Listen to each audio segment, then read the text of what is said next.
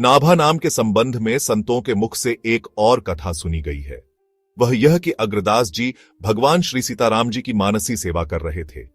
मानसी सेवा में प्रभु को मुकुट धारण करवा दिया था और माला धारण करानी थी। मानसी भावना में माला छोटी थी, जो मुकुट के ऊपर से धारण कराने में कुछ जटिल सी लग रही थी। अग्रदास जी प्रयास कर रहे थे, परंतु वह माला भगवान श्री सीताराम जी के गले में जा नहीं रही थी।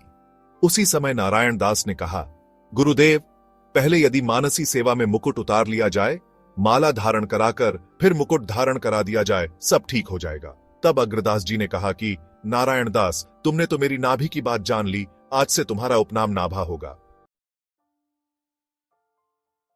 श्री अग्रदेव जी ने कहा कि तुम्हारे ऊपर यह साधुओं की कृपा हुई है। यह नहीं कहा कि हमारी कृपा अथवा तुम्हारी सेवा का प्रताप है। उन्होंने कहा कि संतों की कृपा से हुआ है। श्री अग्रदेव जी ने आगे कहा कि अब तुम उन्हीं साधु संतों के गुण, स्वरूप और हृदय के भावों का वर्णन करो। इस आज्ञा को सुनकर श्री नाभा जी ने हाथ जोड़कर कहा, भगवन, मैं श्री रामकृष्ण के चरित्रों को तो कुछ गा भी सकता हूं, क्योंकि उन चरित्रों का आधार श्रीमद् भागवत, वाल्मीकि रामायण इत्यादि, परंतु संतों के चरित्रों का ओर छोर नहीं पा सकता हूं, क्योंकि उनके रहस्य अति गंभीर है। बहुत से भक्त हुए जिन्होंने बड़े गुप्त रूप में भजन किया। मैं भक्तों की भक्ति के रहस्य को नहीं पा सकता। तब श्री अग्रदेव जी ने समझाकर कहा, जिन्होंने तुम्हें मेरी मानसी सेवा और सागर में नाव दिखा दी, वे ही भक्त भगवान तुम्हारे हृदय में आकर सब रहस्यों को कहेंगे और अपना स्वरूप दिखाएंगे। श्री नाभादास जी जिन भक्तों का स्मरण करते, वह नाभाजी के चित्त में अपनी लीला प्रकट कर देते और नाभाजी उसको लिखते जाते। परंतु जब उन्होंने वृंदावन के अनन्य रसिकों का स्मरण किया, तब उनके चित्त में कोई लीला प्रकट नहीं हुई। श्री गुरुदेव से प्रार्थना करने पर उन्होंने बताया कि इनकी स्वामिनी तो श्री राधा रानी है, उनका स्मरण किए बिन रसिकों के चरित्र चित्त में नहीं आ सकते।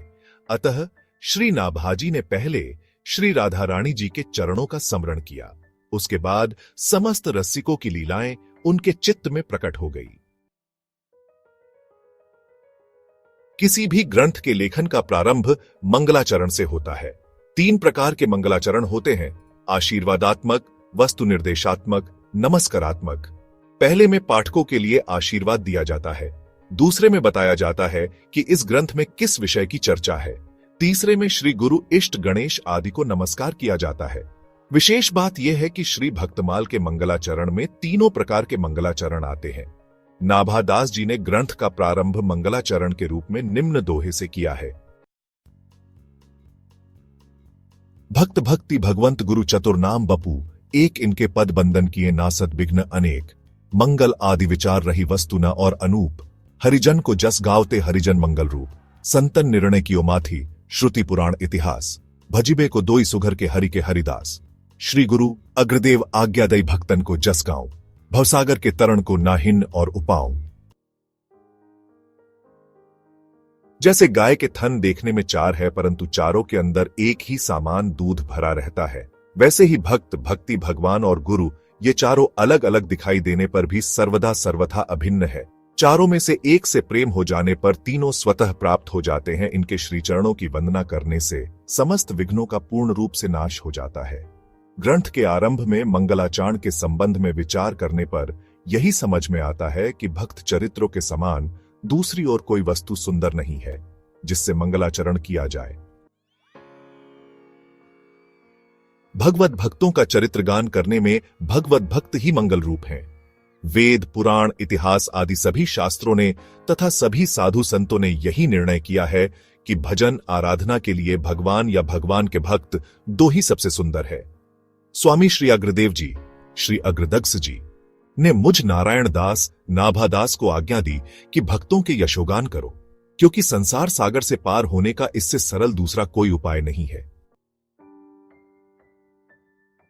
श्री नाभाजी कहते हैं कि भगवत भक्तों के गुण और चरित्र का वर्णन करने से इस संसार में कीर्ति और सभी प्रकार के कल्याणों की प्राप्ति होती है। आधि भौतिक, आधि दैविक, आध्यात्मिक तीनों तापों का नाश होता है। जग कीर्ति मंगल उदय, तीनों ताप नसायो, हरिजन को गण बरनते, हरि हृदय अटल बसाएं।